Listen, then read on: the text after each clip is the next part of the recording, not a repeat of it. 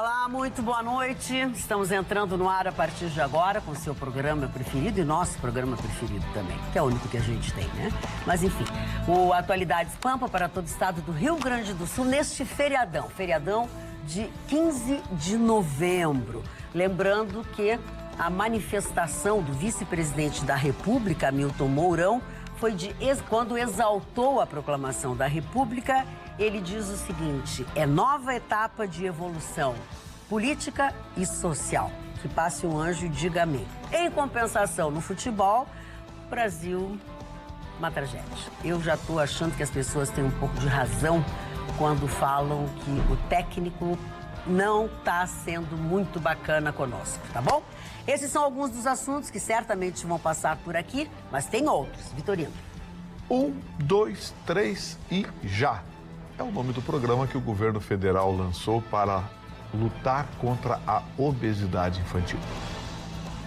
Após os conflitos, o Chile fará um plebiscito para a elaboração de uma nova Constituição. Eu vou falar de um dos autores da operação mais conhecida, uma das mais conhecidas da Segunda Guerra Mundial. Ele é um conde alemão.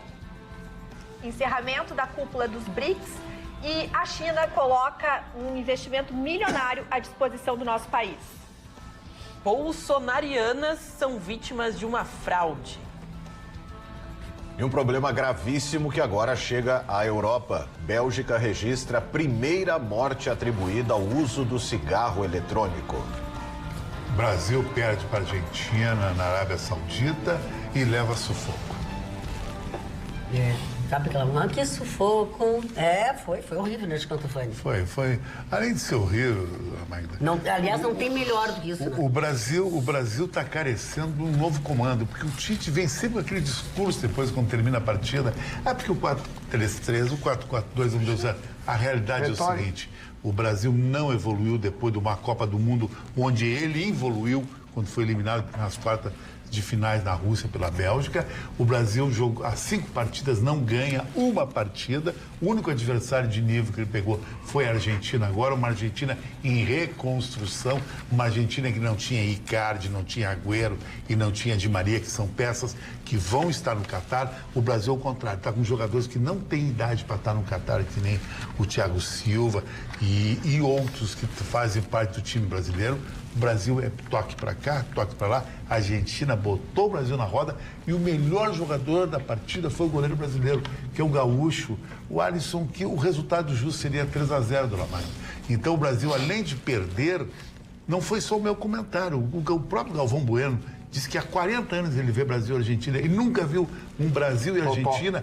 O Brasil ser tão enrolado para a Argentina, que o Brasil sempre foi superior à Argentina e hoje nós somos inferior à Argentina. Quanto ao Renato Portaluppi, que tem um pouco a ver isso, muita gente diz que lobby dele elogiar o Bolsonaro para ser um futuro candidato a técnico da seleção brasileira, caso o Tite caia no ano que vem, que todo mundo espere. Não. Renato Portaluppi é um candidato natural, ele se manifestou como qualquer cidadão se manifesta, como eu, a Magda, a minha, o Vitorino, ou é a favor de um lado ou do outro. Ele disse que o Bolsonaro é o cara para endireitar o país, ele não falou que o Grêmio acha isso, ele falou pessoa, Renato Portaluppi, então ele foi muito legal, como todo mundo pode ser nisso aí. Dona Magda, eu queria dar um depoimento. Estava na diretoria do Grêmio em 2001, quando o Grêmio trazia então o desconhecido Adenor Tite, que havia sido campeão gaúcho com Caxias, mas ainda sem nenhuma projeção. E ele começou no Grêmio a construir uma das mais belas histórias de um técnico de futebol, terminando por ser técnico da seleção brasileira.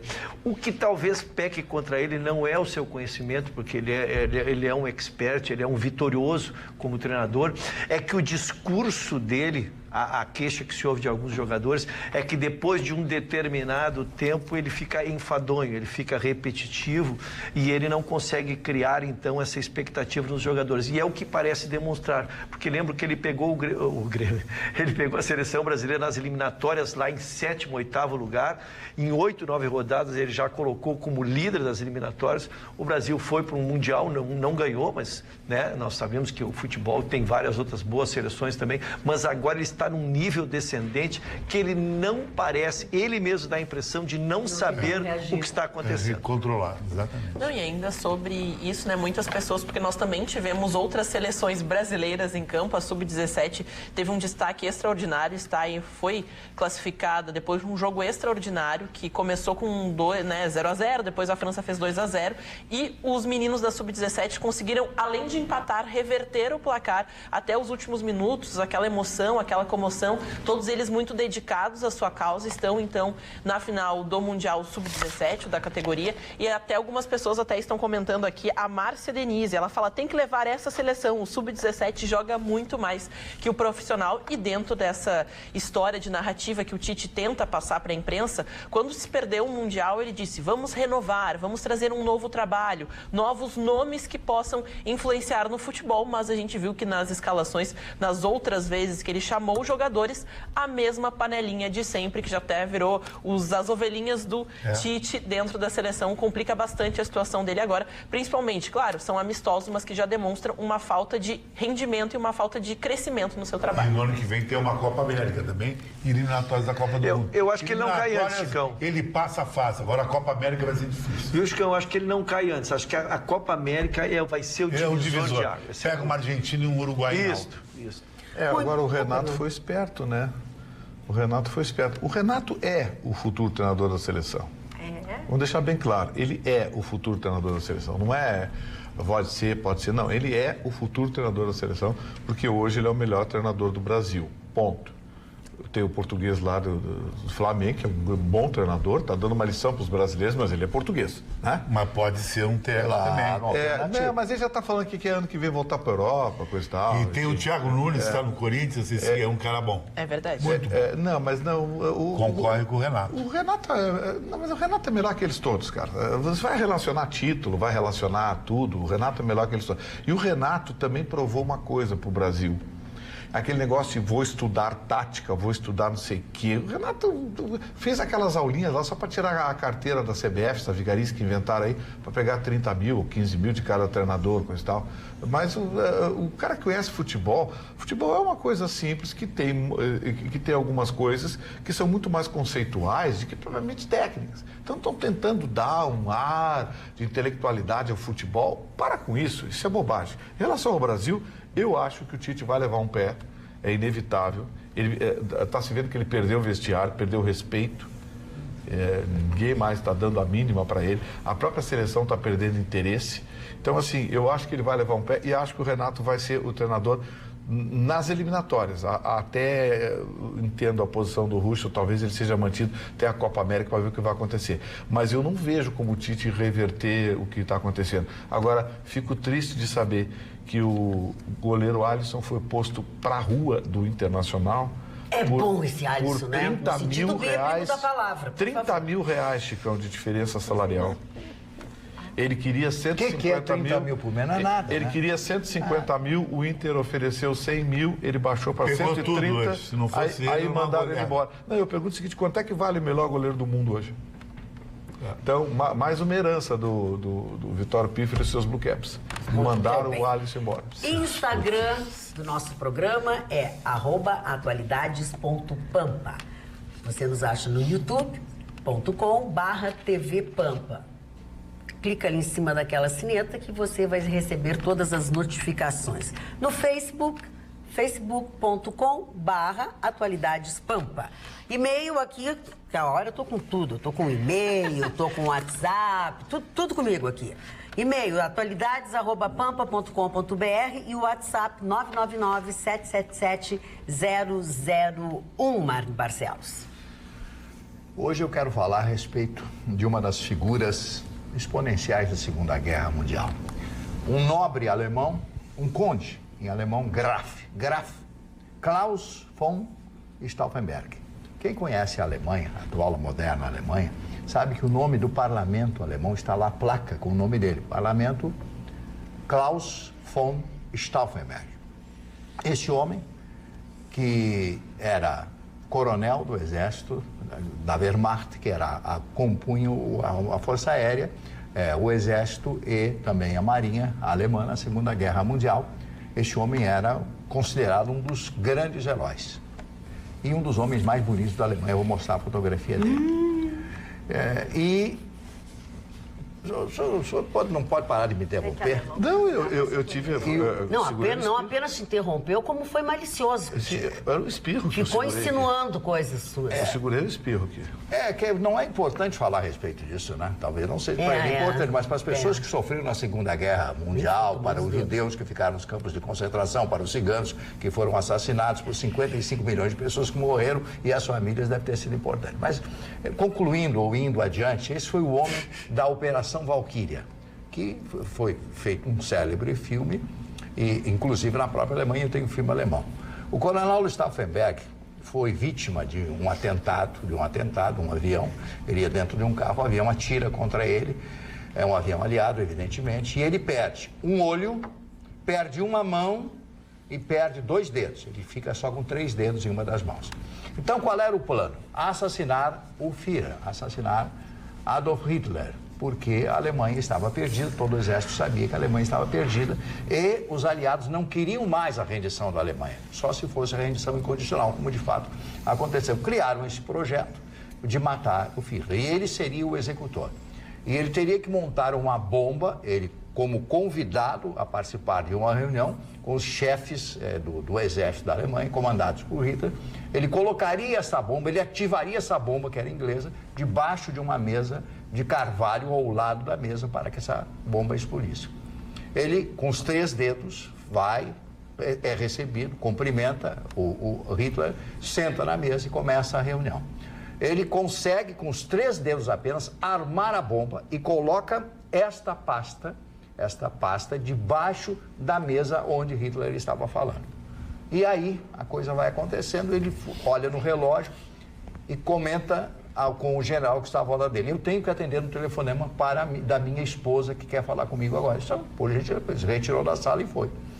Então ele diz: a operação foi deflagrada, Operação Valkyria. Espera a explosão. Daqui a pouco daquela explosão voa tudo, era uma casa de madeira, onde estava o staff, o comando alemão, nazista alemão naquela época. Ele imediatamente telefona para Berlim e diz: operação deflagrada, Hitler está morto. Consegue um avião e desce em Berlim já para tomar conta dos quartéis. Quando ele chega em Berlim, para surpresa dele, Hitler não havia morrido. Hitler já havia telefonado e diz: reconhece a minha voz? Reconheço, eu sou o seu líder, o seu Führer. A partir daí, todos foram presos e ele foi executado no outro dia. Pela manhã, ele e todos aqueles que armaram toda essa conjura, toda essa conspiração. Coronel von Stauffenberg, vou mostrar a foto dele, esse livro importante, é de uma coleção chamada Coleção Rennes, de 110 livros, eu tenho 106. Não consegui, os outros 4 não consigo O Hitler descobrir. sobreviveu por causa da mesa de carvalho, que era madeira grossa e a bomba não conseguiu. Se o senhor deixasse eu concluir, eu ia chegar. É porque o programa tem só 1h30, então... E tem um filme que fala sobre isso. Já mostrou, Mário Barcelos, isso é porque tu nunca fala tanto quanto eles. Portanto, tu tens o mesmo direito deles de falar mais. Isso, eu prefiro falar menos, como diz o nosso Chicão Tofani, mas falar com mais conteúdo. O que acontece? Todos foram mortos. Isto aconteceu no dia 20 de julho de 1944. Ao declínio, existe uma proposição à invasão das Ardenas, uma resistência alemã, mas depois disso, com o general Patton, que destrói toda essa resistência, acaba a guerra no final do mês de abril, do dia 8 de maio, para ser mais preciso, de 1945, a guerra nos campos europeus. Depois acaba a Segunda Guerra com a rendição incondicional do Japão em agosto de 1945. Então, este é o coronel Klaus von Stauffenberg. Magda? Pois não? Posso fazer uma pergunta? Pode, verde e amarelo. Hoje ela é patriota. Eu ia dizer, não, ainda mais. Completamente patriota. Exatamente, porque hoje é a proclamação da nossa República. Eu gostaria de fazer uma pergunta ao nosso professor Marne. Não sou professor. Se ele vai em algum momento tratar do assunto histórico ou se há algum motivo pelo qual ele prefere falar da Alemanha e não do Brasil. Apoiar a fala do ministro, que o imperador foi traído. Ele foi traído pelo marechal, que estava doente, de pijamas, e recebeu a determinação, no caso, é o momento agora de destituir. Ele era amigo pessoal do imperador, de frequentar a corte, era amigo pessoal, irmão, amigo e tal. E cometeu isso. Hoje as pessoas comentaram comigo, como é que o ministro fala uma coisa dessa? A proclamação da República é uma coisa importante. Sim, mas se fala de uma traição. Ele traiu aquele que era amigo dele, que era um homem de confiança. Esta foi uma das maiores decepções da vida do Dom Pedro II, que era um mestre-escolas. Ele nasceu para ser um professor e esse realmente era um professor. Parabéns ao ministro Weintraub pela sua fala. Eu sei que eu vou ser criticado por dizer isso, mas parabéns pela fala dele. Muito bem, Mário. Mas até agora tu não disse como é que o Hitler sobreviveu à explosão. Mas o senhor não deixou, o senhor já falou, por que eu vou falar aqui? A mesa de Carvalho. Mas o detalhe mais importante, o senhor não sabe, que quando ele levanta, alguém que estava ao lado, um general que estava ao lado, sem querer, empurra com o pé a mesa para debaixo daquela forquilha que sustenta a mesa de Carvalho, a mesa grossa e tal. E aquele suporte da mesa que faz a obstrução na explosão da bomba. Ele teve calça rasgada, teve um tímpano furado e morreram 2 ou 3 pessoas que estavam mais próximas da bomba. Então o Hitler teve uma proteção do Carvalho. Ai, não, olha aqui, Gustavo Vitorino. Tem certeza que tu quer ficar no programa? Se for pra não somar nada. Não foi protegido pela mesa, eu acho que... Eu acho que isso é uma grosseria tua e um deboche do comentário do teu colega. Agora, quando ele fala... Agora, quando tu não quer mais fazer o programa, todo mundo grita quando tu quer sair do programa. O coleguinha. Falando em coleguinha, ô coleguinha Russo. Ele tomou o olhol. Gustavo Vitorino, calada. É ele que falou esse absurdo. Boa noite, Magda. Por favor, peça ao programa que o mais preparado componente da bancada, o Dr. Ruschel, apesar de eu ser colorado, comente sobre a anulação da sentença copia e cola da juíza Gabriela Har, pelo TRF4. Isso caracteriza perseguição da Lava Jato sobre o Lula? Abraço e obrigado.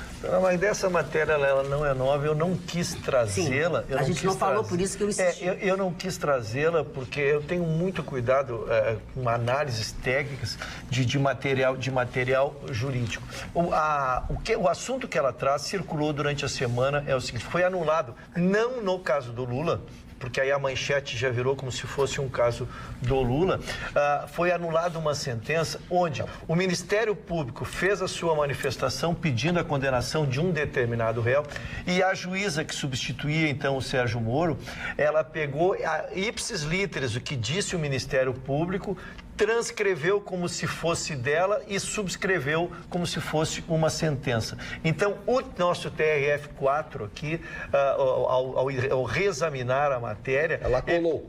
É um copia e cola. Então, essa sentença foi anulada, não quanto ao seu mérito, mas quanto à sua tecnicidade. Ou seja, como aquilo é uma peça importantíssima num processo, a sua sentença, né, é um dos atos mais importantes, que é o desiderato, né, estava tecnicamente errado, ele foi anulado. A notícia que virou jornalística, e por isso que eu não quis comentar, porque estamos numa semana de Lula e aí já se mistura direito com política, né?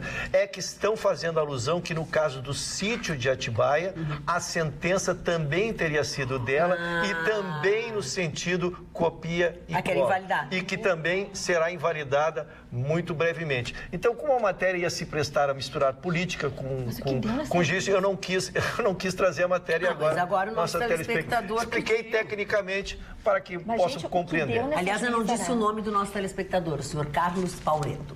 Fala. Pode uma mente inferior aqui falar? Pode, uma mente inferior. Esse Carlos Pauleto, a gente sabe que é provocação, porque ele é um esquerdista que milita na internet há um bom tempo. Mas eu vou entrar na provocação dele. Seu Pauleto, se forem anuladas as sentenças de copia e cola, 1/5 das sentenças que tramitam em todas as esferas vão ser anuladas. Vou repetir para o senhor. Se forem anuladas todas as sentenças em que se verificar copia e cola, 1/5 das sentenças tem que ser anuladas, tá?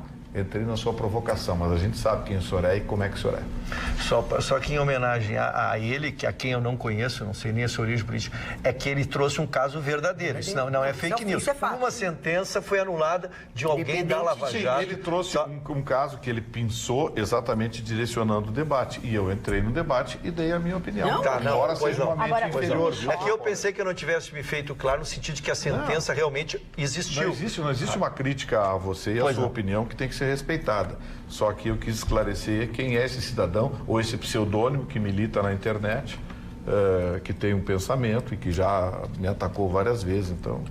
Meu Deus! De vários brasileiros hoje, vi apenas a senhora Roberta vestindo verde e amarelo num ímpeto de patriotismo. Eu sou patriota. Nossa, ela deve estar feliz com essa república de bananas. O Chicão tá de verde.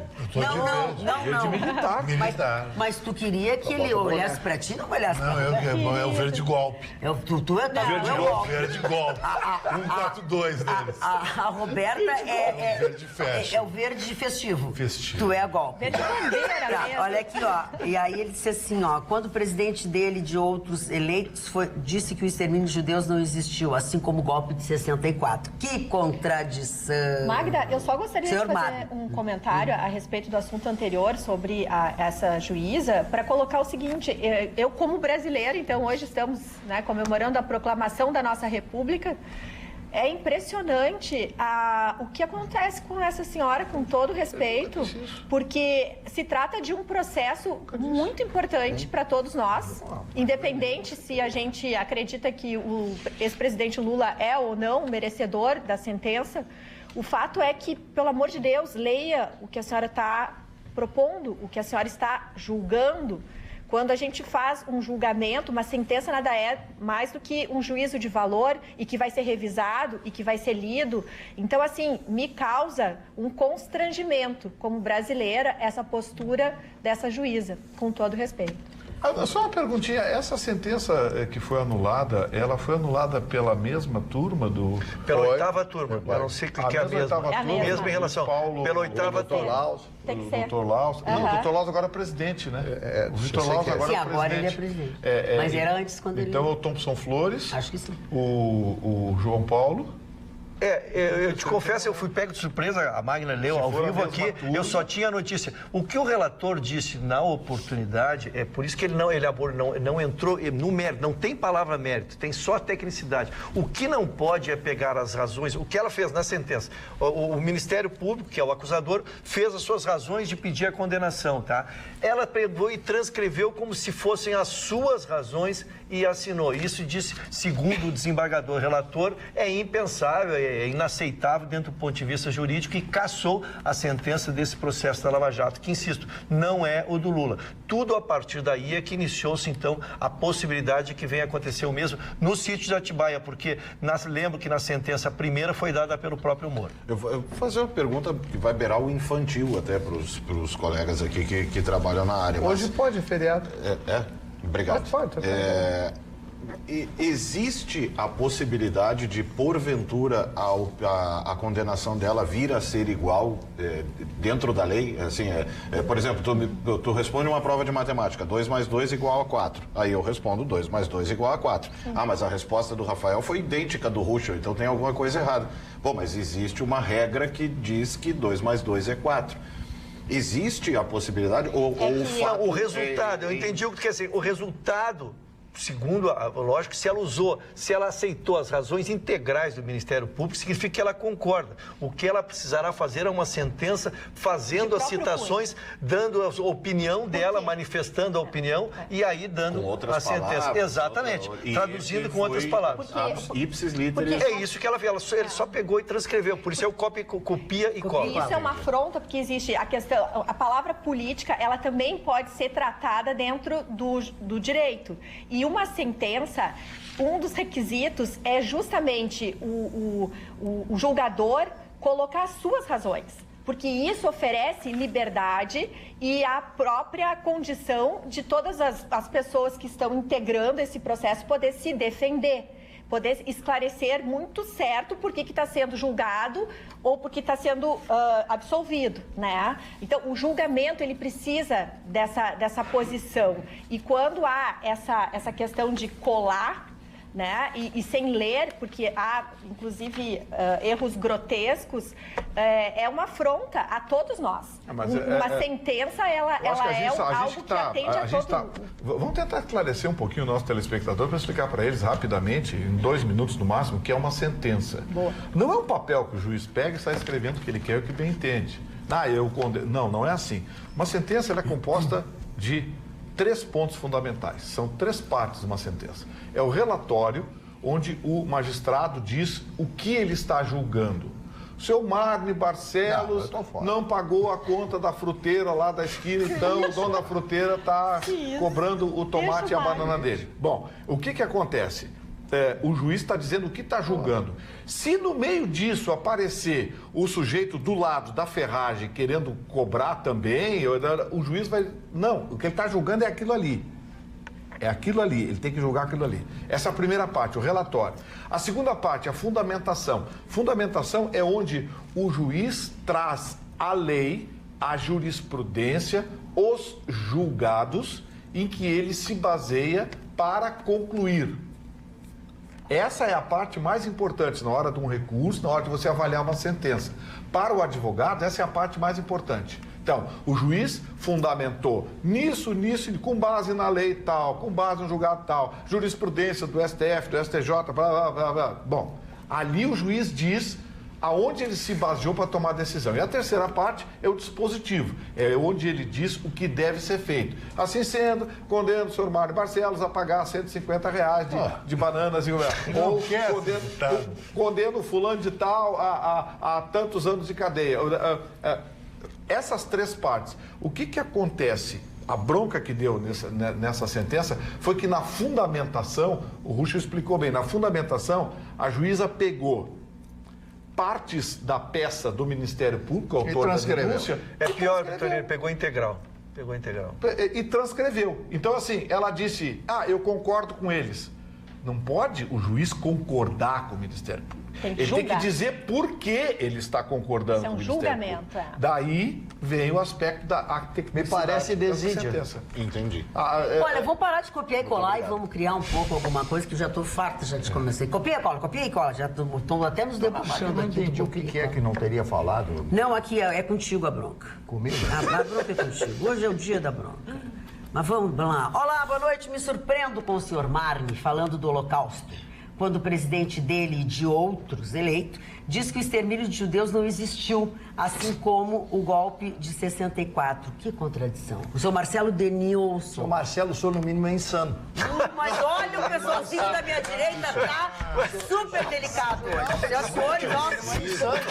No mínimo é insano. Então aqui meu presidente, alguma vez eu declarei voto em alguém aqui? Nunca declarei voto.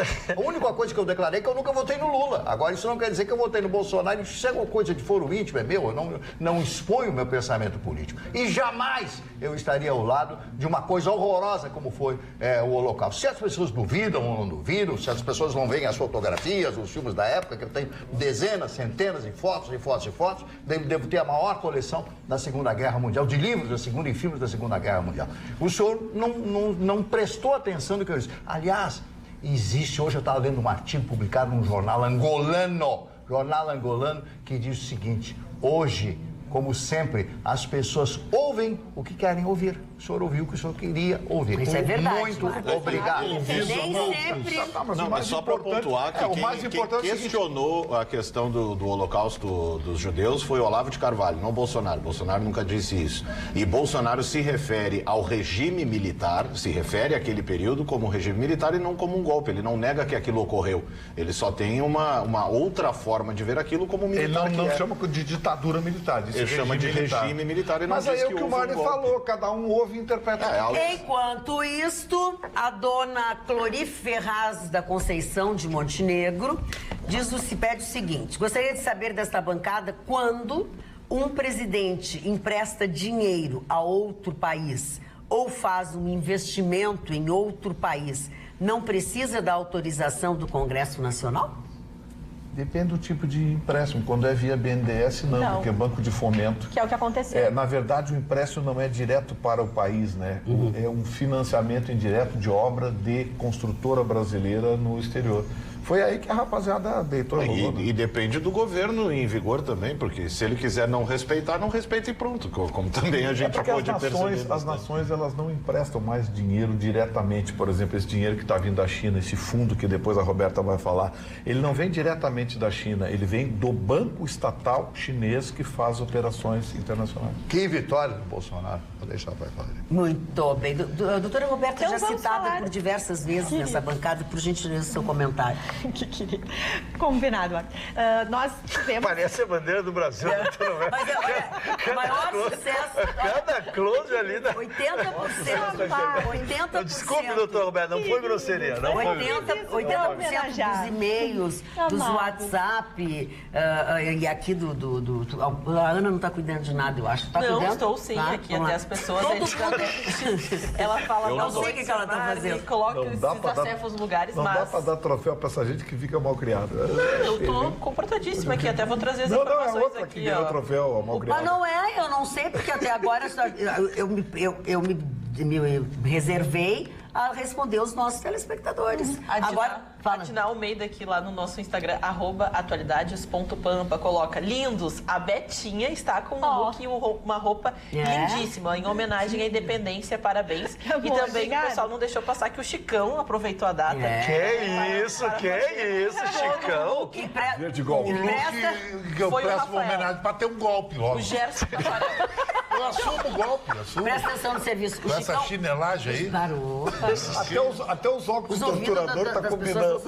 E hoje é feriado. Não é pinico os ouvidos. Não é pinico. Mas quando o Mário Vitorino fala, vira pinico. Mas é que ali é o pessoal da ala 1.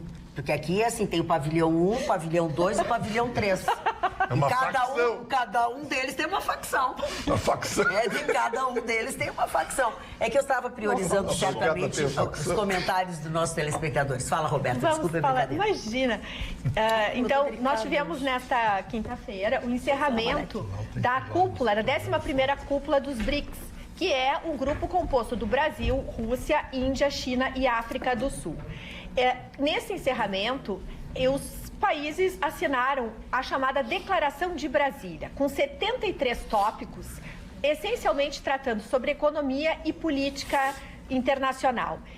O grupo defende, basicamente, os nossos mercados abertos, um ambiente de negócios e comércio justo, imparcial, não discriminatório, reformas estruturantes, concorrência efetiva e justa.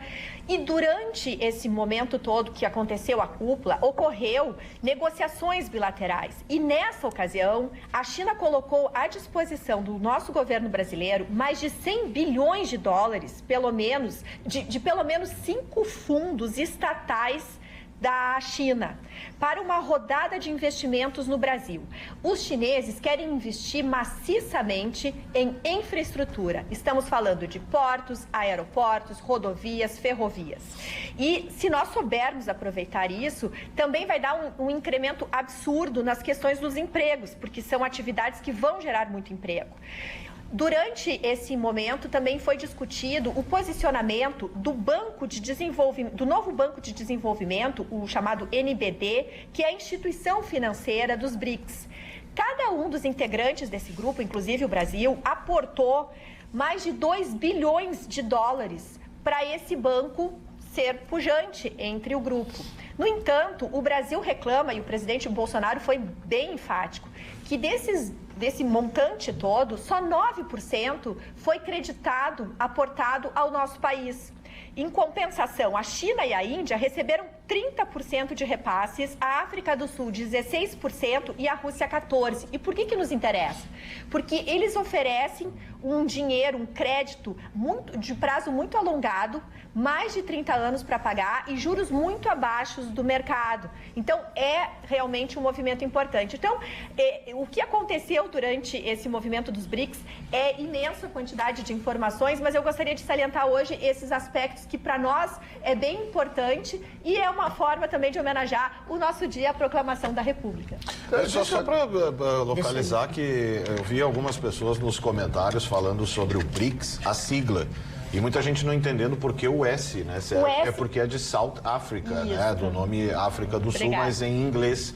Porque muita gente, mas não deveria ser A em vez de S, né? Então não seria BRICA, né? E só lembrando que foi um grupo que foi criado em 2006, a África do Sul só entrou em 2011. Então, quem for estudar a história desse grupo, se interessar, vai perceber que em algum momento ele chama BRIC e depois ele passa a chamar BRICS. Muito bem. Eu queria só botar uma azeitonazinha estragada nesse pastel aí. Obrigada.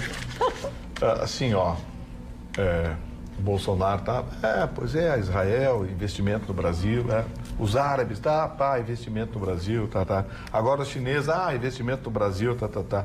Gente, o dólar fechou 4,19. Então tem alguma coisa errada.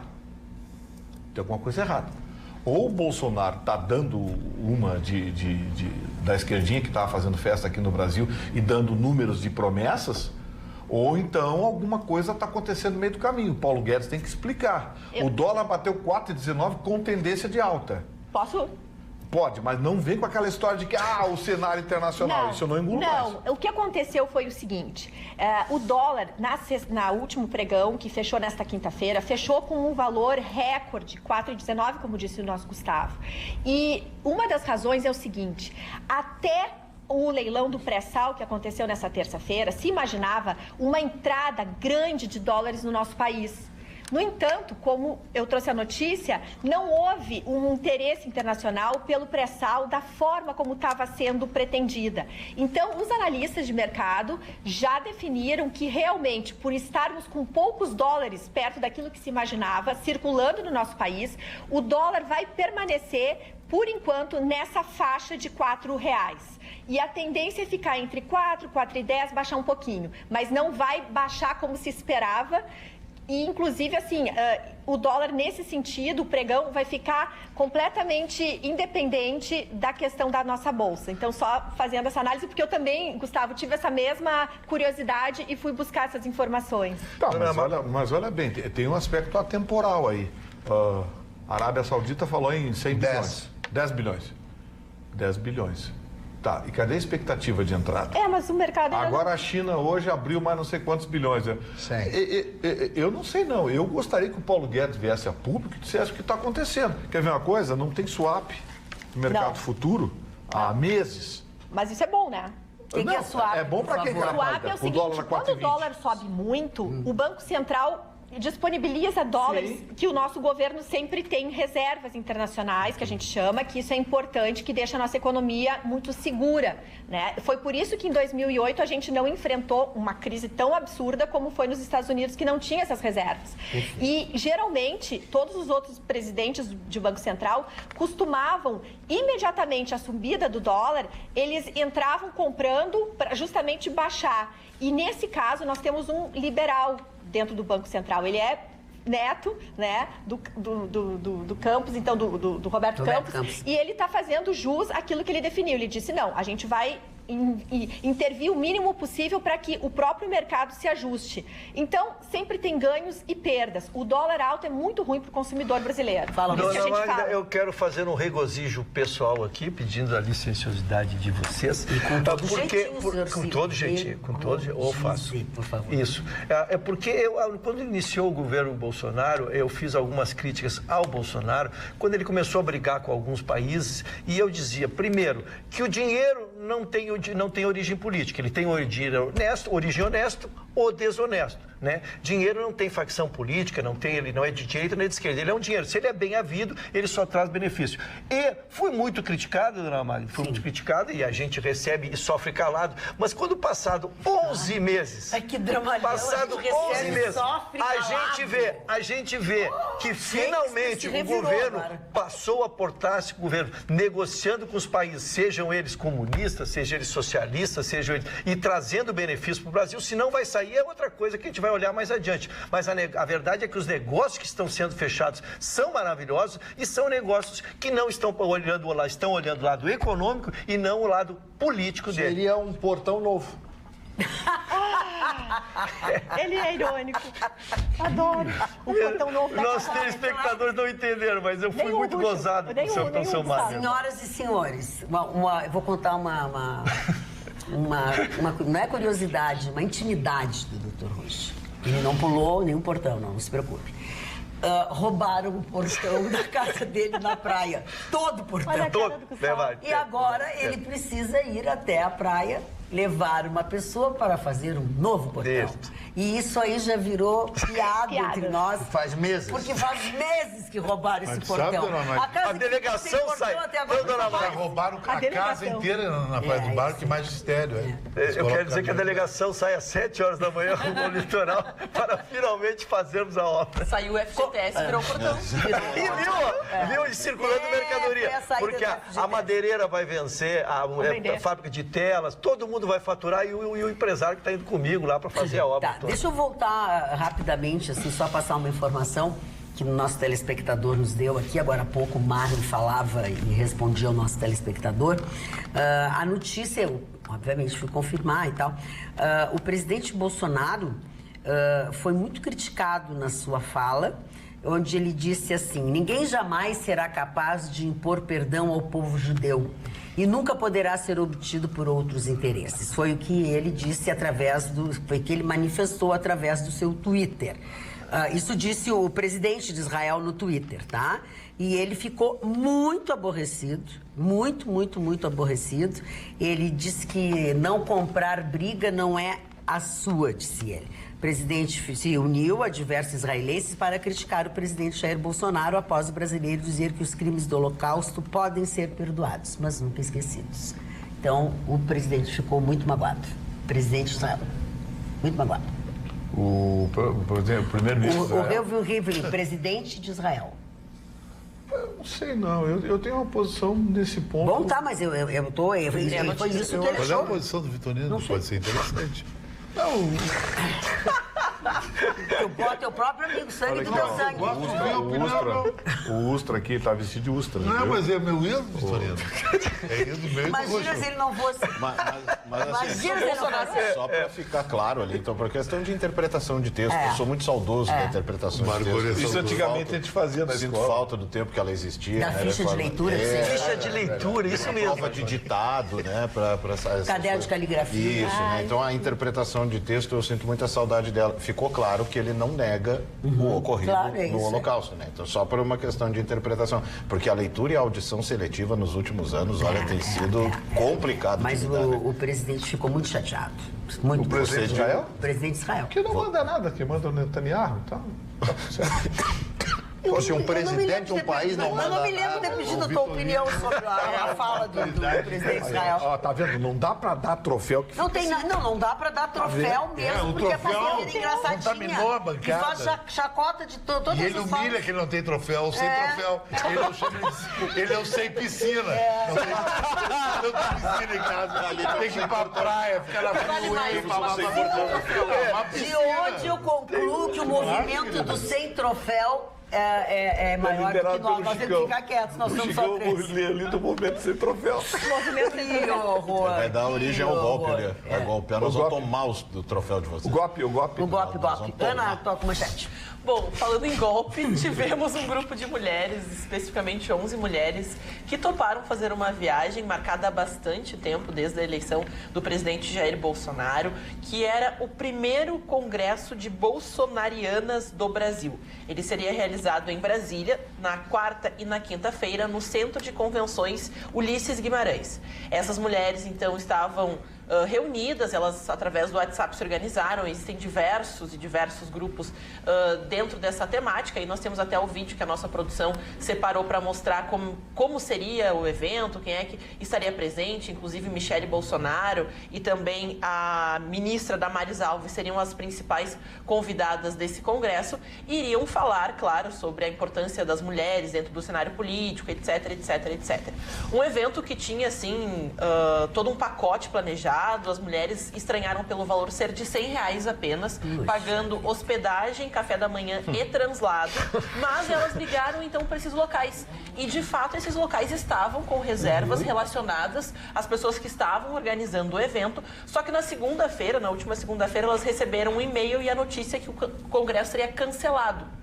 Só que o que acontece, tá, e como é que fica a questão do dinheiro, como é que fica... Bom, tudo isso virou uma denúncia, elas fizeram um BO, um boletim de ocorrência, e falaram que tinham confirmado, tinham ligado para esses locais, a polícia até já foi até esses locais dizendo que sim, eles estavam confirmados, mas pra gente ter uma ideia de quanto custa alugar o salão de um dos salões do centro de convenções, custa R$28 mil.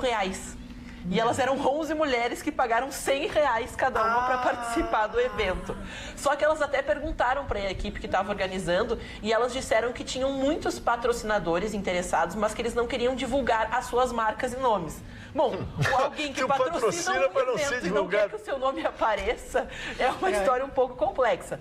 Mas tudo isso, então, agora vira uma investigação. Até a assessoria da ministra e da primeira-dama, elas foram procuradas e afirmaram que elas não sabiam, não foram procuradas sobre a questão do evento. Até existiu um contato inicial, mas nada foi confirmado. Mas lembrando, desde o início do 1º de janeiro deste ano o evento está marcado, todo mundo se reuniu.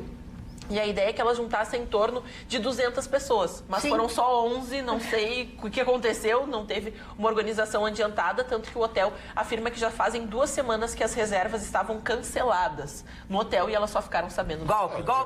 Eu fico feliz de ser... Tem outro golpe aqui agora. Eu fico feliz de serem só 11, que pelo menos não é tão grande o número... R$100, né? Que não é tão grande o número de otários. Só R$100, né? Pelo menos isso.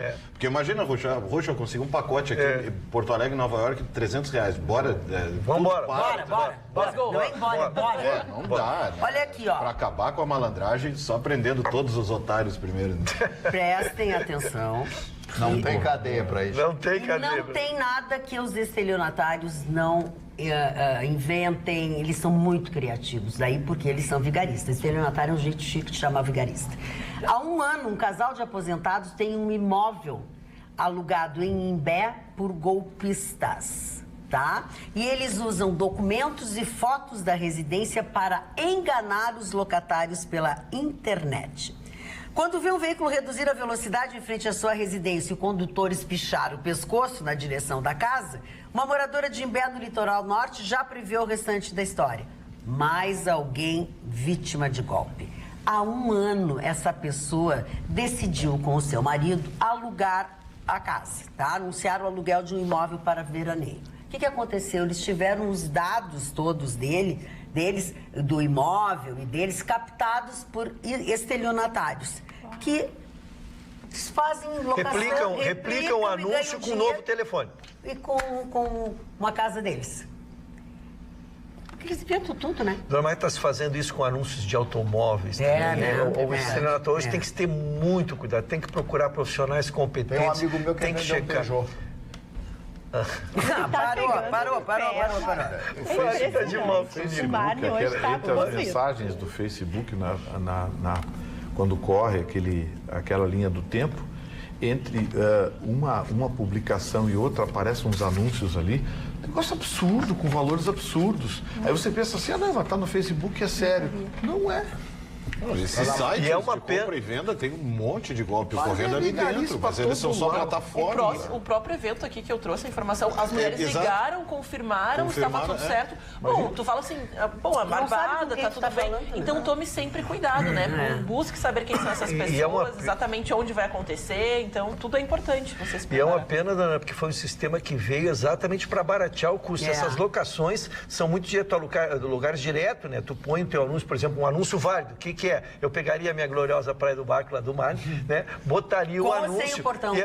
Com o portão agora, não. Eu botaria o anúncio, botaria o meu telefone. Alguém vai, clona o anúncio, substitui pelo número e essa pessoa loca. E eles locam a casa, emprestam, vendem, e aí que chega na casa da pessoa, não tem nada a ver. E o detalhe, a casa do barco do Dr. Ruschel, segundo fotografias, é azul.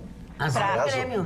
Exatamente, olha aqui, ó, falando em estelionatários, em vigaristas, a Polícia Federal concluiu, especificamente nesta quinta-feira, o relatório parcial daquela operação Lamanai. Eu acho que foi tu que falou, Ruxão, que investigou um esquema de pirâmide... da Unic foi tu que falou, né? A Unic, investigou um esquema de pirâmide financeira. Foram indiciadas 13 pessoas pelos crimes de organização criminosa e crimes contra o sistema financeiro nacional. Os investigados foram indiciados conforme a participação individual que cada um teve, né, que foi o que esclareceu a polícia, e o inquérito vai prosseguir a partir de então com a análise do material que foi apreendido para apurar a prática de outros crimes e identificar a participação de outros possíveis envolvidos. O único comentário que se adiciona Essa é a operação. Exatamente a tristeza dos investidores, das pessoas que perderam visivelmente, o Vitorino trouxe o caso de Novo Hamburgo aqui, é que as pessoas não conseguem recuperar o seu dinheiro. Essa é que é a dor. Não é os juros que eles imaginavam que ia ganhar, aqueles juros malucos de 20% ao mês, mas nem o próprio capital, que às vezes é resultado uma indenização de trabalho de 20 anos, às vezes é seu carrinho que foi vendido, às vezes é um dinheiro que pessoas tiravam da poupança para investir nessas questões aí. Então o alerta foi dado, a gente já disse, né? Nesses investimentos de muito rendimento, consulta o Banco Central lá, vai ver se tem reclamações lá para não voltar a cair num golpe desse. 3 investidores indígenas se suicidaram. Desses? Que horror. Eu tenho falado muito na China e eu não tenho nenhuma dúvida que daqui a 5 anos, ou 10 anos, talvez menos, não sei, a China vai ser o maior país da Terra, em termos de investimentos, em termos de poderio, etc, porque é impressionante o crescimento da China, que há alguns anos atrás era a 11ª economia e hoje é a 2ª, partindo para a 1ª economia. E os chineses começaram a investir em propaganda no mundo inteiro. Já fizeram acordos com televisões brasileiras e estão fazendo acordos com o cinema. Fizeram uma reunião com o grande diretor Luiz Carlos Barreto, o Barretão, o pai do Bruno Barreto, que fez 91 anos e querem fazer uma série de documentários fundindo o Brasil com a China para ser exibido na China e também aqui no Brasil. E aí eu lembrei-me do Napoleão Bonaparte, que era um visionário, um homem extraordinário. Ele tinha uma visão de mundo totalmente diferente. Tanto é que ele já queria criar, à sua época, a moeda única na Europa. Quando Napoleão diz uma frase célebre, que eu nunca vou esquecer: deixem o dragão chinês adormecido, porque o dia que ele acordar, o mundo irá tremer. Eu já disse essa frase na rádio e ainda falei a respeito disso hoje.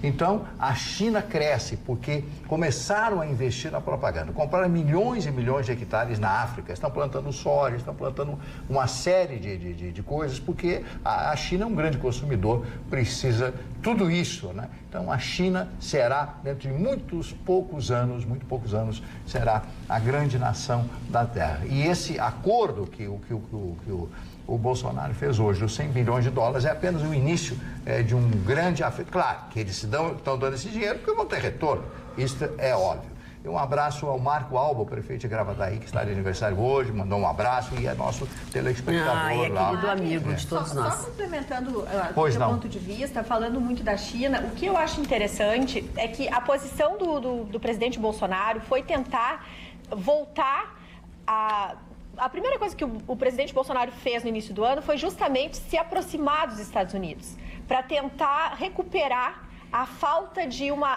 aproximação de um país tão importante para o nosso dia a dia. E essa atitude do presidente Bolsonaro de se alinhar muito próximo aos Estados Unidos, de certa forma, Marne, atiçou, vou usar esse termo, o governo chinês em se aproximar e se interessar mais pelo Brasil. Porque o Brasil depende, sim, muito da China, tem a China como um grande parceiro, mas agora a posição que se percebeu da posição do presidente da China, o interesse do presidente da China, a vinda dele, depois de nem um mês que havia se encontrado pessoalmente com o presidente Bolsonaro, 20 horas de viagem, veio aqui, se posicionou, colocou 5 fundos interessados. Quer dizer, houve uma série de rodadas de negociação. Mostra o quê? Que os chineses estão competindo com os Estados Unidos em prol da nossa economia. E isso é muito importante para todos nós. Mas tem um aspecto que a gente tem que diferenciar, que é significativo. Os americanos querem mercado para vender os seus produtos. Os chineses não, os chineses querem a infraestrutura. Os chineses já são donos de 70% da energia elétrica do estado do Rio Grande do Sul. Eles querem comprar, bem lembrado, olha, é pule de 10. A hora que privatizarem a Eletrobras, pode ter certeza, os chineses vão fazer uma proposta irrecusável. A Eletrobras vai ser deles. Eles querem investir em portos, como a Roberta falou, eles vão investir em rodovias. Ferrovias. Então, assim... Estão comprando. Os chineses... o processo deles não é de comercialização, mas é de dominação da economia. Então é diferente. É preciso tomar muito cuidado. Tem nações na África que já estão literalmente recebendo ordens de Pequim. Pois é. E Gustavo, para a gente ver como... Isso é que é um perigo. Aqui, por exemplo, quem está decidindo, hoje nós ainda temos regras rígidas na distribuição de energia elétrica. Mas a partir do momento que você vai comprando, você se torna dono, você passa a decidir. Então, nós temos que tomar muito cuidado com isso. Eu desejo que os chineses venham, coisa e tal, mas para aí. Mas não que não. Cadê as fábricas de produtos chineses? Cadê as fábricas de celulares, as fábricas de automóveis, as fábricas... Não, eu só vejo investimento. Aí compra usina tal, compra distribuidora tal, compra, calma. Calma, muita calma nessa hora. Parabéns à bancada. Nada como ter um programa autêntico, diz o senhor Valdir Figueira. E aqui no nosso WhatsApp. E também diz o seguinte: boa noite, sempre assisto na reprise. Como hoje é feriado, vou conseguir participar. Espero dizer. Quero dizer que sou fã incondicional dos comentários do Marconi.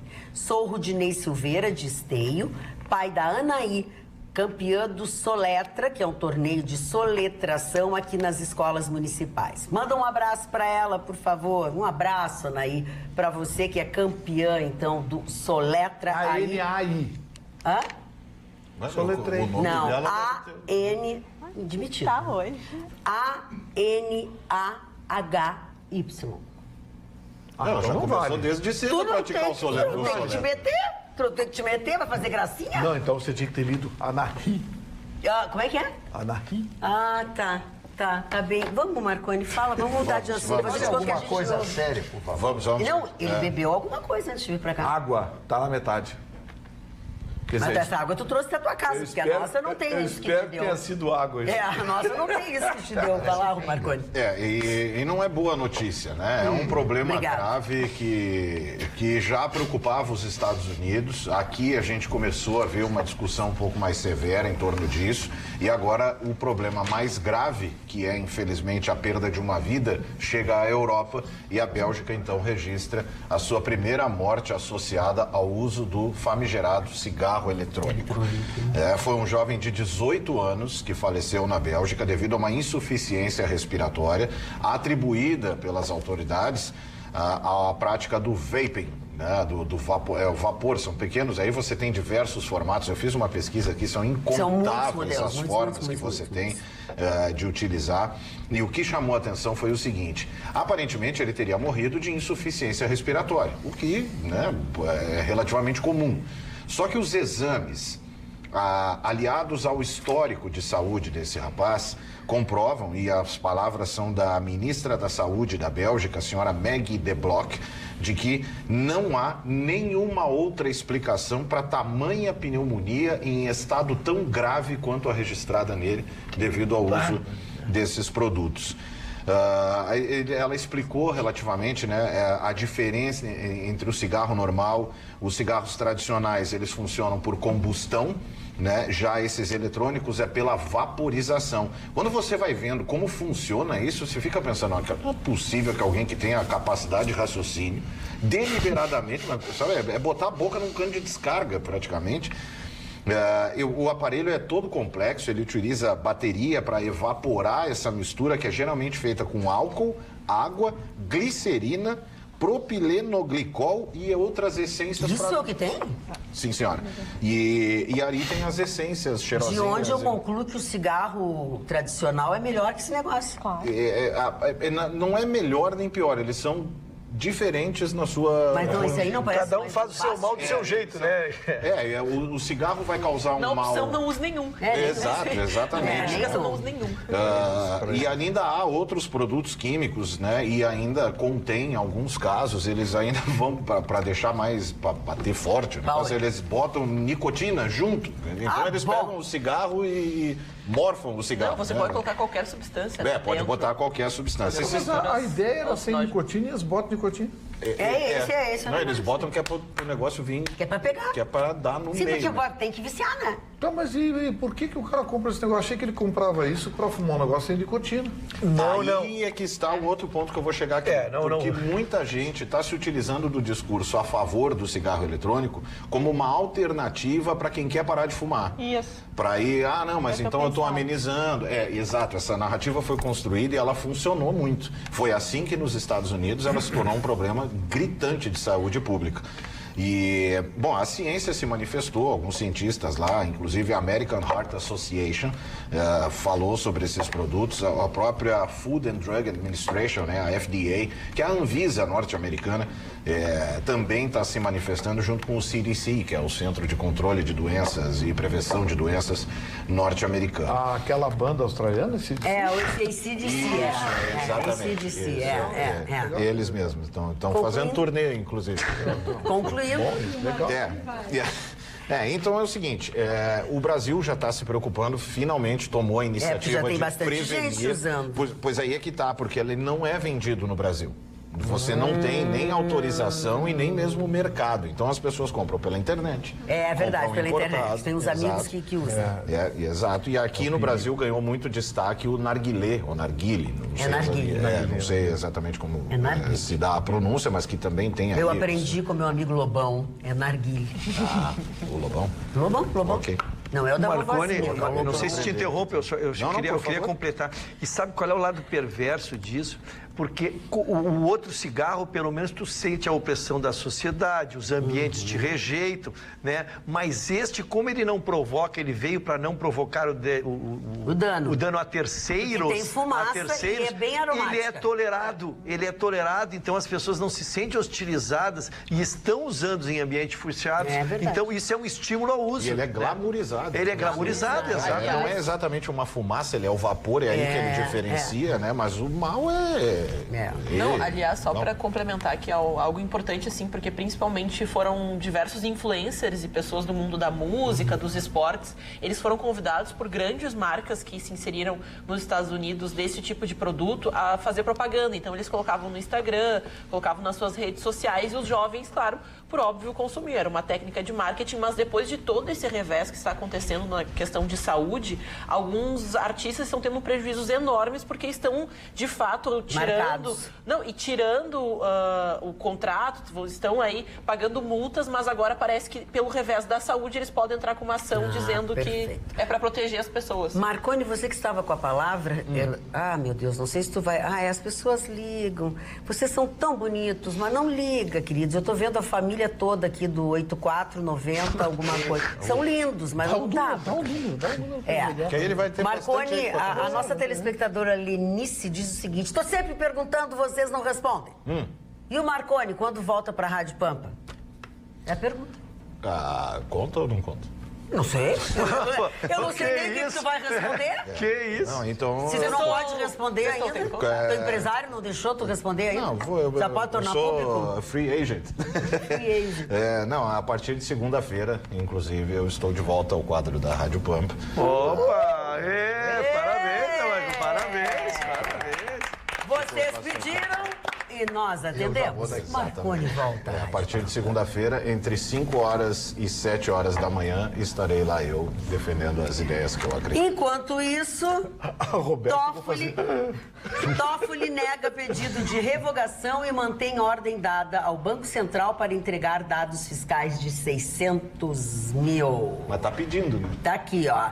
Nesta sexta-feira, o presidente, o pedido de revogação e tal, de inteligência financeira. A revogação foi pedida nesta sexta-feira pelo procurador-geral Augusto Aras, no último dia 25. Aí tem uma história que vocês já comentavam aqui. Foi a minha manchete de ontem, né? Foi a manchete de ontem.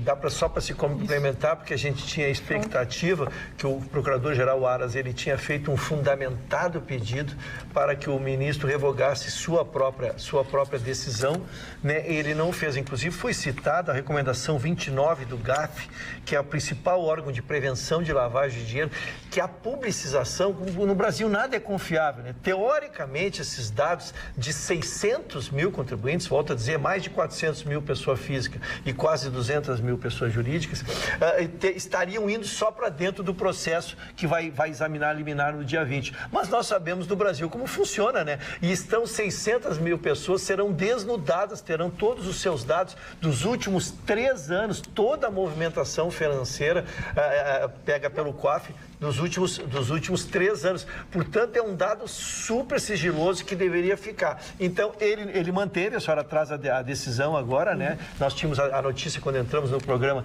do pedido de revogação e ele manteve a decisão. Então, no dia 20 terá o julgamento da famosa liminar. Então, se ele destrancará todos os inquéritos que versaram sobre o COAF sem pedido de autorização judicial e esses inquéritos poderão, então, seguir. Mas é terrível. Não, é terrível. E o que deixa a gente indignado é justamente com que interesse esse ministro tem nessa decisão. Porque ele quer ficar para ele esses dados. E o que ele vai fazer com esses dados? Realmente, o povo brasileiro não pode deixar isso assim. Isso é muito perigoso. Sabe como é que ele está sendo chamado nas redes? O rei que é de toga. Imagina. Pois é. É o rei que é de toga. É verdade. Porque está evidente o que ele está querendo fazer, né? Ele vai ter instrumento de chantagem praticamente contra o parlamento brasileiro. Só que pode virar tiro no pé. Tomara. Alguns deputados e senadores estão indignados com isso. Fartos dele, né? E a CPI da Lava Toga pode avançar. Não adianta o Gilmar Mendes querer ficar brabinho, mandar demitir a auditora, aquelas coisas, nem não sei o quê, né? Aquele festival de habeas corpus que tem lá, que soltarem até o segundo do PCC, né? Então eles vão dar uma olhadinha direitinho e a CPI da Lava Toga pode sair. E talvez possa sair até a votação do impeachment de alguns dos ministros. Ai, tomara. Porque tem 2 que são campeões, né? O Toffoli e o Gilmar Mendes são campeões de pedido de impeachment. Tomara. Um pouquinho mais atrás vem o Lewandowski e o solta-solta, que é o Marco Aurélio Mello. Mas é que, na verdade, assim, quando as coisas são muito vexatórias, quando há uma situação extremamente agressiva, eu pessoalmente sempre penso, alguma coisa de bom no transcorrer dos fatos a gente vai extrair. E eu tô achando que, então, o que o Gustavo nos traz é fantástico, porque tomara... O que o Toffoli está fazendo desde que ele assumiu em janeiro é festinha, é recepção, é lagosta, é champanhe, né? Dia desse teve uma confraternização, uma festinha lá, no horário da sessão. No horário de sessão. De tarde. O que eu tenho... Então, assim, o seu Toffoli... Concluir. Espera, o que eu tenho certeza absoluta, não tenho dúvida alguma, é que esse presente que eu ganhei da Rita de Cássia é aqui, maravilhoso. Esse trabalho aqui todo é um artesanato, é uma colagem que ela faz com tecidos, ele é todo em relevo, tem os detalhes. A Carla também ganhou um caderno como esse que eu ganhei, só que com uma outra figura. E esse trabalho, que pode ser feito das mais diversas formas, em toalhas, em coisas assim, lençóis, enfim, é feito por uma moça de quem eu fui colega na Assembleia Legislativa, e a Carla também. Então, Rita de Cássia, muito obrigada mesmo pelo presente. Eu ia mostrá-lo ontem. É com relevo, dona Mara? É com relevo? É com relevo. Lindo, ela né? é um artesanato isso aí. Tudo a blusa tem um relevo, assim. É lindo o trabalho dela. E como ontem eu saí do programa do Paulo Sérgio, logo em seguida a gente voltou, eu não te mostrei. Muito obrigada, Rita de Cássia. Dona Magda, posso só pontuar uma coisinha? Pode pontuar. O pessoal entendeu errado. É só pontuar. Porque a gente não soube explicar corretamente. não é das 5 às 7 da tarde ou da noite. Esse Não, horário fala do certo, das Vitorino. 5 às 7 da manhã. Da manhã. Se eu fosse acho à que eu falei tarde, da manhã. seria das 17 às 19. 17 às 19. É das 5 às 7 da manhã e eu não sairei daqui. Porque eu comecei a receber aqui. Não é isso. É 5 às 7 da manhã. Das 5 às... E eu vou dizer mais, e será sucedido por Magno Barcelos quando saíres. Mentira, ele não tem nada aqui. Ele tá se agrandando, tá Como querendo que se não, exibir. dona Magda? Tá aqui, ó. Ali, ó. Ele tá querendo se... É que não dá... Não dá nem pra ler. Não, é que assim, sabe... Sugar Boy, não faz assim, O telefone do Sugar Baby... O telefone do Sugar Baby teve uma Boy. convulsão. Sofreu uma... Sugar Boy, ele teve uma... Cuida pra não ter de novo, que se for de novo, não... Ele teve um problema, ele Esse aí é craquelou filho todo. Não dá único pra de ver. Magda. Dona Magda, Aqui, o homem ó. é casado, tira esse troço dele aí. Só me deixou nervoso mostrando o WhatsApp dele. O homem é casado. Mas ele é super fiel. Com os amigos como esse que tu tem aqui, tu não precisa de inimigo. Olha o que disse a doutora Roberta. Ele é um homem educadíssimo com a esposa, super fiel, e ela é uma querida que eu conheci. Que bonito. Que moral, hein? Eu adoro o homem Ficou educado. grandão. Que Eu meio! respeito Nada e como ter um admiração. advogado nas possibilidades. Vendo aí, é De importante. verde e amarelo, então, que fica. Tomara. Tomara. e Depois eu chamou ela aqui- de loiro José e ela fica brava. Chamaram ela de loiro José aqui. que querido. A Roberta de novo tá brincando de loiro José. E eu aqui sofrendo, a senhora mostrando esse WhatsApp e me corri uma gota aqui de deu nervoso. aqui, ó. Mas o desse menino eu posso mostrar, é tudo certinho. Deixa eu não- manter o meu celular bem longe do senhora. Olha aqui, ó. Existem homens e homens. Tem como ligar o ar aí? Ficou nervoso? Mais? Ficou nervoso? Não, então eu estou simulando. Ao longo do nosso programa, nós vamos recebendo as mais diversas maneiras de participação. E a Simônia, ela mora em Frederico Westphalen. Ela foi presidente já da como se diz, federação lá da Associação de Comércio, enfim. E ela tem negócios com usinas elétricas, tá?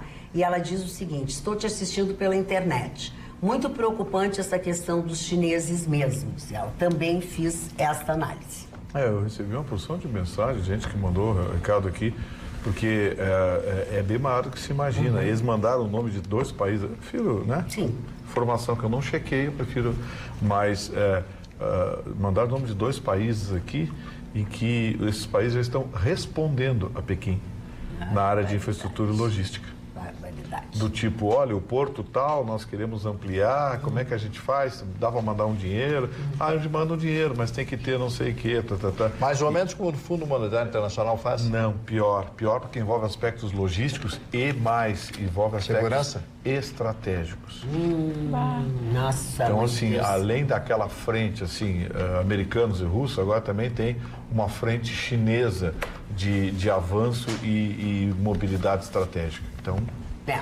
a gente sabe que a China já é dona da 2 Coreia. pés atrás nós temos que A China ficar. já é dona da Coreia do Norte, aqueles paisecos ali do sul do mar da China, tudo é eles que dão as cartas, Vietnã, Camboja, Sri Laos. Lanka, Camboja, Laos, aquilo ali tudo. Scantovani. A partir do verão, você pode ter o tripé que agrada a qualquer mulher no planeta. Ser fashion, ter atitude e ter um olhar com pegada. Vai ser lançado no verão o Solar Francesco Tofani. Esse aqui é o modelo de titânio. Óculos de titânio é raro, porque tem amortecedor nos lados. Você pode ser gordinho e ter uma cara de bolacha, com os óculos vai ficar legal. Você pode ser magro, vai ficar bonito. Você pode ser que nem eu, estilo Hollywood, é olhar de pegada, que a mulher não resiste. Óculos Solar Francesco Tofani. Leva o meu nome. Esse óculos dá tripé, como é que é o negócio? Parou? Não, o que é isso? Não dá bola. Não deixa Ele é um desmerecer bolacha. o produto. Ele é um bolacha. Ele serviu pra ele. Chicão, Serviu pra eu ele. quero dizer que eu faço 6 meses, iniciei uma poupança para daqui 6 meses conseguir comprar um óculos Ah, Chicão vai Tofani. ser caro. Vai ser caro. Né, Chicão? Mais ou É porque é menos. dele, né? Mais ou menos. Vai depender do momento. Vai depender do momento. Vai depender do momento. Depende pra quem, né? É pra quem tá na outra ponta. Mário Barcelos. Os aniversários? Pode ser, querido. O mais impressionante de tudo, eu falei do Conde Stauffenberg, que dá o nome ao parlamento alemão, e hoje também é aniversário de um dos mais famosos generais da história da Segunda Guerra Mundial, o Marechal Erwin von Rommel, a Esse, raposa pra mim, foi o maior do jornal. deserto. Teve Alamém dando tanto tiro de canhão que choveu no deserto. O Rommel foi uma das figuras que era admirado pelo inimigo, os inimigos, o Marechal Montgomery, o inglês, né, quando entrava em combate, etc., dizia, não, eu vou brigar com o Rommel. Quer dizer, eles tinham orgulho, porque... E ele não era nazista, ele... Mas servia, ele serviu na Primeira Guerra e depois serviu na Segunda Guerra. Quando foi chamado pelo exército nazista, pelo alto comando da Wehrmacht, e a partir daquele instante ele concorda, né? Quando ele está fazendo sucesso na África, no norte da África, com o El Alamein, Tobruk, etc., aquela região toda, dominando, depois ele é chamado e assume o comando das defesas na França, né? A partir do dia D, que no dia D, dia 6 de junho de 1944, quando houve o desembarque na Normandia, ele estava visitando a mulher dele na cidade de Berlim. Mas Rommel foi acusado pelo alto comando nazista do atentado da Operação Valquíria, de 20 de julho de 1944. Ele estava no negócio do Carvalho, né? Ele não estava na região, porque ele também estava ferido. Nessa época ele estava ferido. O que acontece? Ele havia sido consultado a respeito dessa conspiração, dessa grande conspiração, para matar o Führer. E o que acontece? Ele, na hora, recua, ele está ferido, ele não participa do movimento. Mas a denúncia chega a Hitler, que diz, olha, todos terão que morrer. Então vão à casa dele 2 generais, que foi considerado uma deferência, ou você suicida, ou você será preso por traição e será executado. E a sua família... E a sua família irá sofrer. Então deram para ele uma Luger, que é uma arma alemã. Igual o César fez com Aníbal. Exatamente. Entregaram, ele foi para distante da casa dele, 1 quilômetro, foi a pé caminhando, me deixem sozinho, por favor. Como ele era marechal, fizeram continência e foi lá e deu um tiro na têmpora. Acabou. Você se suicidou? Suicidou-se. O Marechal Rommel suicidou-se. Eu queria fazer uma consulta contigo. O von Paulus, que eu achei um dos maiores general alemão, foi para Nuremberg ou não? Não, já tinha morrido, Von Paulus, né? Já tinha morrido. Mas essa é um pouco da história deste homem que marcou e era considerado um herói. Como Otto Skorzeny. Otto Skorzeny era um coronel, era austríaco coronel, que foi considerado um dos grandes heróis, que foi viver na Espanha e era cumprimentado pelos soldados americanos. Os americanos que admiravam, né, a bravura e a coisa toda. Não tem nada a ver com a política, né? Porque outra coisa é a política horrorosa que é praticada pelos nazistas. Então, um pouquinho da história do Marechal Rommel. Outro aniversariante hoje. O senhor fica elogiando esses caras. Vamos lá, os assassinos psicopatas que mataram milhares de pessoas, tu fica... Quantos anos tinha Rommel quando morreu, mano? 50 anos. Tudo bandido. Tudo bandido, assassino. Bom, então nós vamos considerar bandido o presidente Roosevelt, era bandido também. É guerra aí, doutor. Ele respondeu a um ataque. É guerra. Diferente. Todos são... Não existe bonzinho em guerra. Não existe Hiroshima e Nagasaki. Existe o que ganha, porque daí ele conta a história que ele quer. É isso aí. Bom, continuando, o empresário brasileiro, o senhor Samuel Klein, que era dono das Casas Bahia, que não era uma figuraça, era uma visão extraordinária. Hoje tem uma fundação. Seu Samuel. Isso você vê, um judeu cria um nome brasileiro, Casas Bahia. Casas Bahia. E começa com aquele expande por todo o Brasil, depois a família fez um grande negócio, né, um grande negócio internacional e continuou funcionando. É um dos maiores anunciantes da televisão, até hoje, da televisão brasileira. O Borjalo, desenhista e cartunista brasileiro, também de aniversário no dia de hoje. A Petula Clark, completando hoje 87 anos de idade, a Petula Clark. A Petula Clark foi uma das grandes cantoras. Eu tenho o privilégio de ter um DVD com ela cantando, um DVD de uns 15, 20 anos atrás. Ela nasceu em 32, então hoje, quando você dá 87 anos, esta mulher. E aí o Vaninho... Ela é bem petulante, né? Ainda tem manchete. Bom, encerrados os aniversariantes, como sempre, eu sou rudemente interrompido. Petula Clark é petulante, meu amigo. Eu não tenho mais onde te colocar, Vitorino. Vai colocar... Aqui não tenho mais onde te colocar, Vitorino. A doutora Roberta, ele não deixava a doutora Roberta falar. Vai ficar com a Violetinha. Não, ele fica fora do set. Fica fora ali, do set. Por que o senhor me trata assim? Doutor Russo, por gentileza, sua Pois não, dona Magda. O que a senhora precisa de mim, dona Magda? Por quanto a sua manchete. Falou aí. Cara que sapeca. Tu sabe qual é a tua manchete, né? Mas tô atento, dona então Magda. vamos Tô lá. atento porque eu trabalho para casa, dona Magda. E só tem um foco, é nessa bancada. Ai, Só tem um foco. Dona Magda, quando começaram os incidentes no Chile, o meu querido amigo Chicão trouxe uma manchete sobre isso, abordou. Eu, naquele momento, disse que silenciava, porque eu espero os fatos mais ou menos acontecerem, porque acho muito difícil a gente ler, não conhecendo a cultura de um país, não estando lá, para dimensionar o que esteja acontecendo. Agora nós podemos já começar a dimensionar as consequências do que aconteceu, seja nas consequências físicas, nas políticas e na legislativa, né? Então hoje nós fomos surpreendidos com a notícia de que, diante das pressões, foi aceito fazer um plebiscito para uma nova constituinte. Ou está marcado, então, marcada a data para abril de 2020, o povo vai decidir se quer ou não quer uma nova Constituição. Lembrando que a Constituição vigente é do Pinochet ainda em 1980. Então, talvez ela passe por essa revisão. Nós já concluímos com 20 mortos e 2.500 feridos, mas tem um lado mais perverso desses confrontos, dona Magda, que são estarrecedores para nós. E aí sim, talvez infrinja algumas regras, éticas internacionais. Nós estamos com 250 pessoas que ficaram cegas nesses conflitos. O que aconteceu? São pessoas que receberam balas de borracha nos olhos, 50 delas, temos as imagens, ó. Aí é o movimento, não são as próprias pessoas, né? Aí já é o protesto. 50 pessoas precisaram de prótese. O que é prótese? Ou seja, não perderam simplesmente a visão, mas também perderam o globo ocular. E o que se tem feito a crítica aos carabineiros? Carabineiros. A crítica segundo os peritos, é que eles têm atirado em 90 graus, ou seja, eles atiram diretamente na face, no rosto das pessoas. E isso, então, estaria violando tratados internacionais, e há uma grande pressão sobre isso. Então, tudo isso culmina com esse plebiscito que talvez se acabe. Se acabou identificando que os movimentos que também levantamos no início, que por que seria, da onde viria, né? Ficou com uma ideia do tradicional de saúde,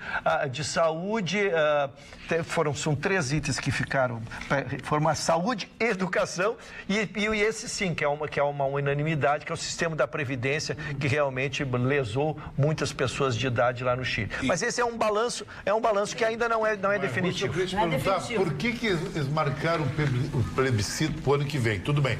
E por que o governo Sebastião Pineda demitiu todos os ministros e está aceitando as reivindicações e o quebra-quebra continua em Vinha Del Mar, em Valparaíso, está se estendendo por todo o país? Eu acho, Chicão, por isso que eu estou dizendo que quis trazer o fato que entrou hoje. Por isso que se fosse para nós a mesmice aqui, eu não saberia te responder. Para mim, eu acho que essa ideia da mudança da Constituinte é a última tentativa antes de alguma coisa mais séria, porque realmente eu acho que o governo está exaurindo todas as tentativas, exatamente. E tem um lance muito... Só desculpa, Ana, eu não sei se vocês chegaram a ver as imagens, que uma das ferramentas utilizadas nesses protestos é o laser. São cenas que beiram o surreal, assim, de multidões colocando laser no rosto da polícia. Eles derrubaram um drone, eles conseguiram derrubar um drone do governo, só direcionando os lasers verdes, aquele, né? A imagem ela é assustadoramente bonita, inclusive, né? Sim, pelo visual em si, mas se tornou uma ferramenta muito utilizada, e a violência extrema, né? Tem se visto também, tem uma imagem de um ataque a um caminhão da polícia.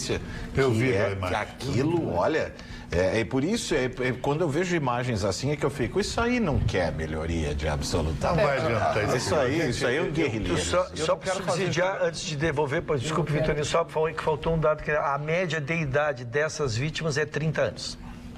Se faça alguma análise. Juízo de valor, quem tem ou quem não tem razão. Eu prefiro avaliar o que aconteceu. Existe uma unanimidade. O Rugel falou ali, o problema lá é saúde e a Previdência. Isso foi dito há muitos anos atrás. Olha, O Stanislau Ponte Preta, Mário, o famoso Sérgio Porto, aqui no Brasil, quando criaram a INSS, ele disse, é uma maravilha os primeiros 10, 15 anos, porque só entra dinheiro. Só entra, as pessoas só contribuem. Eu quero ver quando as pessoas começaram a bater com o umbigo no balcão para cobrar suas aposentadorias, suas pensões, enfim. O que aconteceu no Chile foi isso. Foi criada uma previdência única lá, que acharam que era a 8ª maravilha do mundo. Os fundos de pensão se tornaram poderosos. O Chile ganhou a fama de ser uma das nações mais desenvolvidas e economicamente fortes da América do Sul. O que é absolutamente artificial, não é verdade. Não é verdade, é um belo país, sim, mas estava longe de justificar a fama que ele tinha. Por quê? Porque foi construída uma previdência de forma artificial aos moldes da previdência brasileira. O que aconteceu lá foi exatamente o que aconteceu com o Brasil. Um governo de esquerda assumiu, a Bachelet assumiu e em uma década começou. Concessão daqui, concessão dali, aposentadorias, mudar as regras, flexibilizar, resultado. O caixa está quebrado. O INSS e o INAMPS deles lá está quebrado. Esse é o motivo da revolta. Vitorino, não, eu preciso... Só para complementar que ele tem uma manchete ainda para passar. Não, só para complementar também, muitas pessoas não aceitam a autoproclamada. Então, presidente, ela teve uma rejeição porque ela nem estava dentro da concepção, ela estava na disputa. Foi uma interpretação, né? A interpretação, ela tem muita rejeição lá. O Morales quer voltar, já. O Evo Morales disse que vai voltar agora. Isso é na Bolívia, né? Isso é na Bolívia. Mas ele está falando de quem? Não, estou falando da Bolívia, mas... Vamos voltar para o Brasil falar Vamos voltar para o Brasil, rapidinho. Sabe por que os gordinhos passam a ser alvo agora do governo federal? Porque ele lançou um programa essa semana... O que é? Essa foi muito boa. Como é que é? Fala. Os gordinhos passaram a ser alvo do governo federal. Essa semana... Não é porque são grandes, não. É porque são gordinhos. A preocupação do governo lançou o programa 1, 2, 3 e já. Era uma brincadeira que a gente tinha, inclusive, na música em relação aos bateristas, mas, na verdade, é o nome do programa do governo que luta contra a obesidade infantil. O objetivo do governo é alertar pais de que criança gordinha não é necessariamente saudável. Pode ser um problema grave e trazer um custo altíssimo para a própria criança no futuro. Na esteira disso, os nutricionistas entraram em campo e estão alertando que existe o outro lado da moeda. Os vegetarianos e os veganos, por terem um tipo de alimentação atípica, sem querer incorrer em pleonasmo, eles têm, digamos assim, uma necessidade de uma complementação, de uma suplementação alimentar, especialmente os veganos que precisam B12, em função da necessidade dos metais orgânicos, que são ferro, magnésio e... Potássio. Não, potássio não é ferro, é um outro. Não.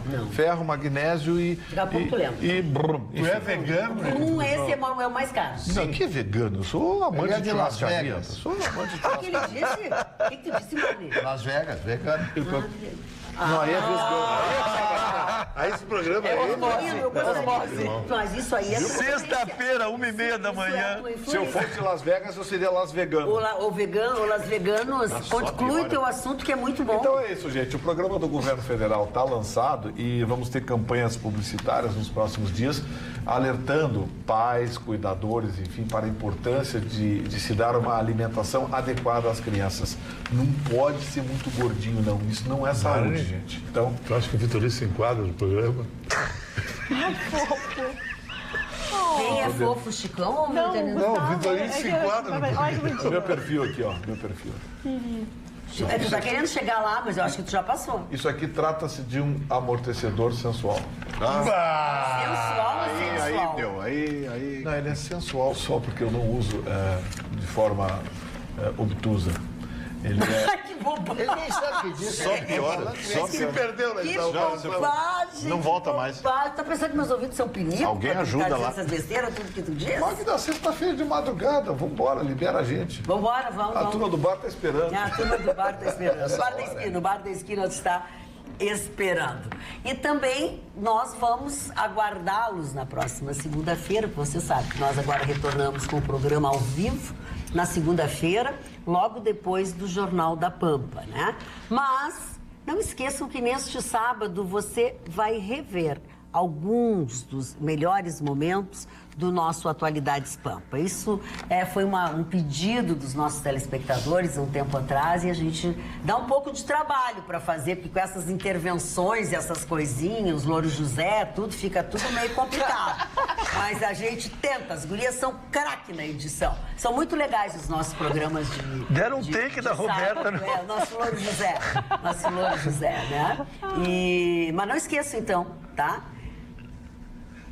O pessoal tem, inclusive, pediu e agora agradece, diz que está sendo de muita valia. A gente vê dizendo pro outro, tu viu tal entrevista, assim, vamos, entrevista num tal comentário, aí as pessoas conseguem pegar nos melhores momentos. Bom final de semana para todos, espero que seja um final de semana onde, se não todos, quase todos chegarem vivos, porque tem um feriado aí de praia, de coisa, já deu um monte de problema, mas não vamos pensar em coisa ruim, vamos pensar só em coisa boa.